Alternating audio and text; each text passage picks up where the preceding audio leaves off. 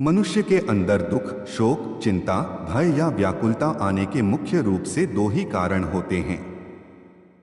पहला, प्रिय या इच्छित वस्तु, परिस्थिति या व्यक्ति का वियोग हो जाना, और दूसरा, अप्रिय या अनिष्ट वस्तु, परिस्थिति का संयोग या प्राप्ति का हो जाना। इन दोनों परिस्थितियों में कुछ व्यक्ति बहुत अधिक दुखी या व्याकुल हो जाते हैं और मानसिक तनाव के कारण बीमार हो जाते हैं, परंतु कुछ व्यक्ति विपरीत या प्रतिकूल परिस्थिति में कम प्रभावित होते हैं या उससे जल्दी बाहर निकलकर अपने दैनिक क्रियाकलापों में व्यस्त हो जाते हैं। वे जानते हैं कि अनुकूल प्रतिकूल परिस्थितियां तो सभी के जीवन में आती जाती रहती हैं। हमेशा एक सी ही स्थिति नहीं रहती, क्योंकि प्रकृति में भी लगातार परिवर्तन होता रहता है।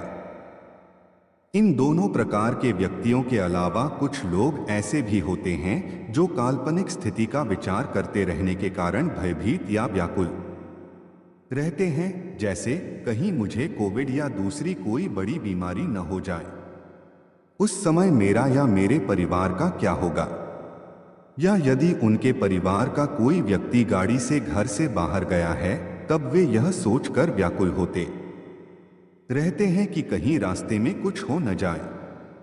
भगवान ने गीता में कहा है कि जिस मनुष्य के व्यवहार या क्रियाकलापों से दूसरे मनुष्य उद्विग्न या व्याकुल नहीं होते, या वह स्वयं भी दूसरे मनुष्यों से उद्विग्न नहीं होता, जो सुख दुख या ईर्ष्या, भय और उद्विग्नता से रहित है, वह मनुष्य मुझे प्रिय है। इस श्लोक में भगवान ने 3 बार उद्वेग के विषय में कहा है। अन्य शास्त्रों में भी 3 प्रकार के ताप या दुख का जिक्र आता है। गीता में आता है, दुखों की प्राप्ति होने पर जिसके मन में उद्वेग नहीं होता, सुखों की प्राप्ति में जो सर्वथा इच्छारहित है, जिसके राग, भय और क्रोध नष्ट हो गए हैं, ऐसा व्यक्ति स्थिर बुद्धि कहा जाता है। इसलिए स्थिर बुद्धि वाला मनुष्य उपरोक्त तीनों प्रकार की परिस्थिति आने पर भी बहुत व्याकुल नहीं होता। उसमें कोई बहुत बड़ी हलचल नहीं होती, वह शांत रहता है। तब वह अपना कार्य और भी विचारपूर्वक सावधानी के साथ करते हुए उस प्रतिकूल परिस्थिति से बहुत शीघ्र ही बाहर निकल जाता है। यदि हमें अपना कार्य पूरा करने के बाद इच्छानुसार परिणाम प्राप्त नहीं हुआ, तब हमें व्याकुल होने के स्थान पर कहां पर हमसे कमी रह गई, उस पर ध्यान रखते हुए भविष्य में फिर प्रयास कर सकते हैं। इसी प्रकार हमारे प्रति दूसरों का व्यवहार या उनकी क्रियाओं पर हमारा वश नहीं है, तब हम उनसे अपने मन को क्यों व्याकुल करते हुए अपने स्वास्थ्य पर प्रतिकूल प्रभाव डालते हैं?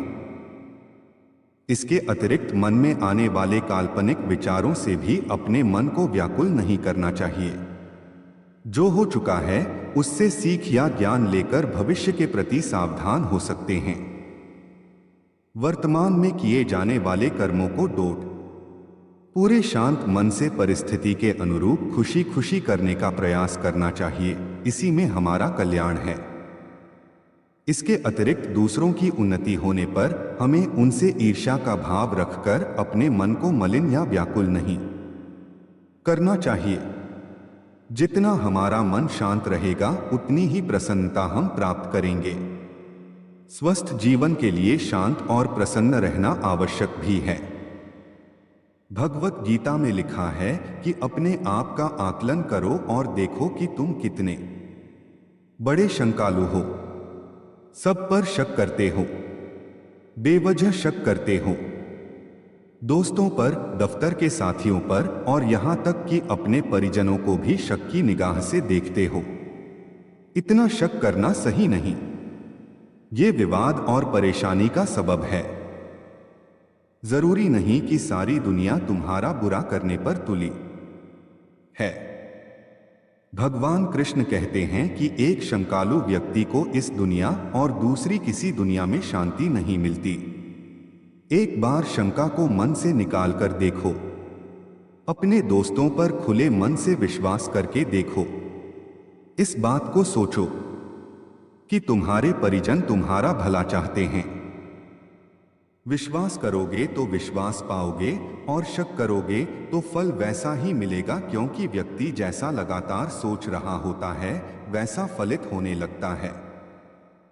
भगवत गीता में लिखा है कि सब कुछ एक साथ सोच लोगे तो फलित होने में लगने वाला समय तुम्हें बहुत परेशान कर देगा। हर चीज का समय होता है। हर समय दिमाग में कुछ न कुछ पाने की इच्छा रखना और इच्छाओं की लंबी चौड़ी लिस्ट बना लेना सही नहीं।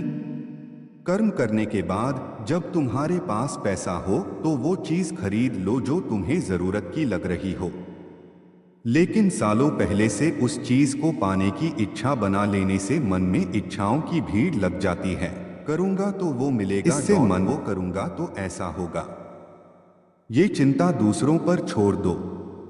कम से कम फल के पकने तक फल की चिंता मत करो। अगर तुम किसी काम के सफल और असफल होने की चिंता करते रहोगे तो काम कब करोगे? तुम नया काम करो बिना ये सोचे कि ये सफल होगा या नहीं। हम अपनी जिंदगी में कई बेमिसाल काम केवल इसलिए छोड़ देते हैं क्योंकि हमारे मन में उसके सफल होने की गारंटी नहीं होती। सोचो, अगर स्टीव जॉब्स के मन में ये डर होता तो क्या वो कंप्यूटर के क्षेत्र में नए नए परीक्षण कर पाते? कभी नहीं।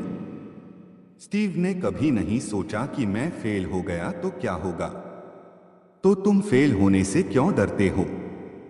जितनी बार फेल होगे उतना ज्यादा अनुभव तुम्हारे पास एकत्र होगा। जो व्यक्ति जिंदगी में संभावित सफलता और असफलता से अप्रभावित रहता है वही कुछ नया करने का श्रेय ले पाता है। और इतना काम मैं नहीं कर पाऊंगा, इतनी जिम्मेदारी मैं कैसे उठा पाऊंगा, ये सोचना ही काम से दूर भागने की तरह है। काम से दूर मत भागो, जितना हो सके उतना तो करो ही। इस भौतिक संसार में हर व्यक्ति को अपनी जिम्मेदारी उठानी है। आज कोई तुम्हारा काम कर देगा, कल भी कर देगा, लेकिन तीसरे दिन तो तुम्हें खुद ही करना होगा। 2 दिन जिसने तुम्हारा काम किया उसका फल उसे ही मिलेगा, तुम्हें नहीं। भगवान कृष्ण कहते हैं कि कर्म अपने ही हाथ से फलित होते हैं, इसलिए कर्म करो। अगर तुम ये सोचते हो कि काम करने से थक जाओगे या घट जाओगे तो ये समझ लो कि काम न करने से तुम्हारा तन मन और धन सबको नुकसान होगा और आत्मा चैतन्य नहीं रहेगी। दुनिया एक दिन आगे निकल जाएगी और तुम मृतावस्था में पड़े रहोगे। क्या ये तुम्हें मंजूर